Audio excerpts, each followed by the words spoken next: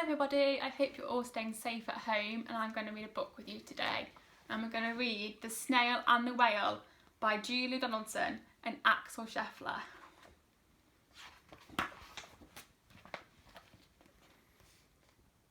This is the tale of a tiny snail and a great big grey-blue humpback whale. This is a rock as black as soot, and this is a snail with an itchy foot. The sea snail slithered all over the rock and gazed at the sea and the ships in the dock. And as she gazed, she sniffed and sighed. The sea is deep and the world is wide. How I long to sail, said the tiny snail. These are the other snails in the flock, who all stuck tight to the smooth black rock, and said to the snail with the itchy foot, "Be quiet, don't wiggle, sit still, stay put." But the tiny sea snail sighed and sniffed, then cried, "I've got it, I'll hitch a lift." This is the trail of the tiny snail, a silvery trail that looped and curled, and said, "Lift wanted around the world." This is the whale who came one night, when the tide was high and the stars were bright. A humpback whale immensely long, who sang to the snail a wonderful song of shimmering ice and coral caves, and shooting stars and enormous waves. And this is the tale of the humpback whale. He held it out to the starlit sea, and said to the snail, "Come sail with me." This is the sea, so wild and free, that carried the whale and the snail on its tail to towering icebergs and far-off lands, with fiery mountains and golden sands.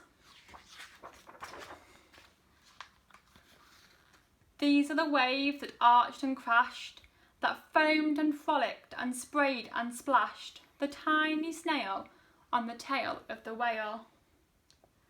These are the caves beneath the waves, where stripy fish with feathery fins and sharks with hideous toothy grins swam around the whale and the snail on his tail. This is the sky, so vast and high, sometimes sunny and blue and warm, sometimes filled with a thunderstorm, with zigzag lightning flashing and frightening the tiny snail on the tail of the whale. And she gazed to the sky, the sea, the land, the waves and the caves and the golden sand. She gazed and gazed, amazed by it all, and she said to the whale, "I feel so small."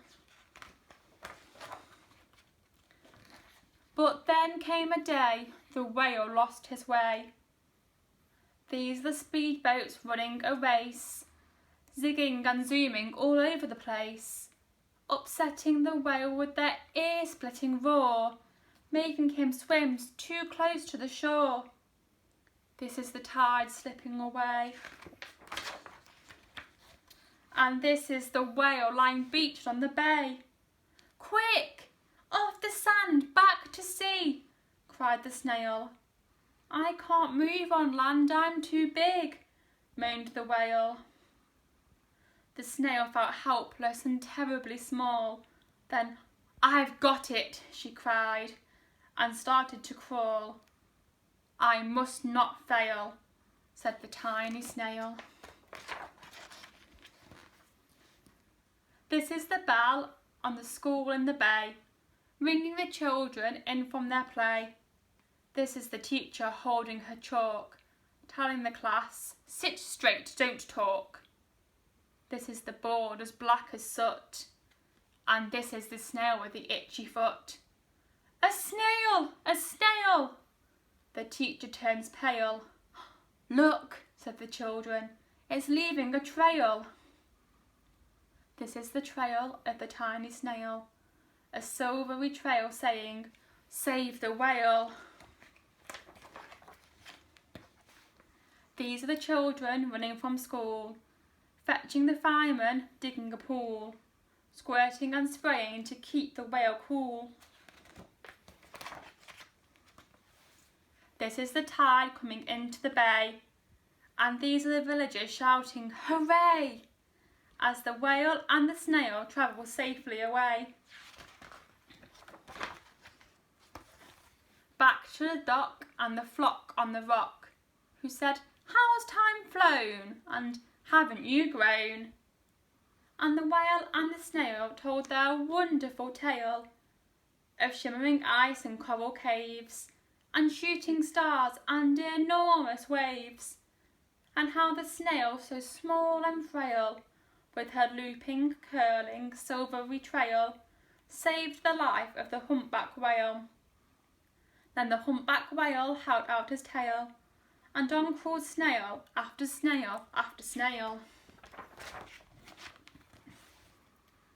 And they sang to the sea as they all set sail on the tail of the grey-blue humpback whale. I hope you enjoyed that. Bye!